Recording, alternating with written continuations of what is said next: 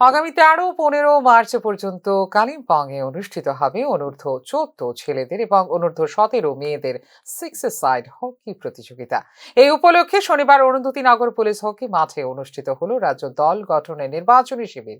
ভারতীয় হকি ফেডারেশনের ত্রিপুরা শাখার উদ্যোগে আয়োজিত শিবিরে রাজ্যের বিভিন্ন জেলা ও মহকুমা থেকে অংশ নিয়েছে 30 জন খেলোয়াড়। এই নির্বাচনী শিবির থেকে উভয় বিভাগের মোট 16 জন খেলোয়াড়কে চূড়ান্ত পর্বের জন্য বাছাই করা হবে। এ বিষয়ে বিস্তারিত জানিয়েছেন ত্রিপুরা হকি ফেডারেশনের সহসভাপতি সুজিত বণিক।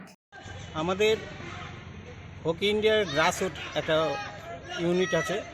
সেই গ্রাসরুট থেকে আমাদের এই হকিকে ডেভেলপ করার জন্য বিশেষ করে বাচ্চাদের আন্ডার 14 এবং আন্ডার 15 এবং 17 মেয়েদের এই হকিটাকে ডেভেলপ করার জন্য আমরা আজকের এই সিলেকশন মিট। এখান থেকে আমরা সিলেকশন করে আগামী 13 থেকে 15 মার্চ কালিম্পংয়ে অনুষ্ঠিত হবে। সেখানে আমাদের ছেলেরা অংশগ্রহণ করে। সেটা মাঠ হয়ে গেছে সরকারের তরফ থেকে, এখনও এটা আমাদের হাতে আসেনি বা রিলিজ হয়নি।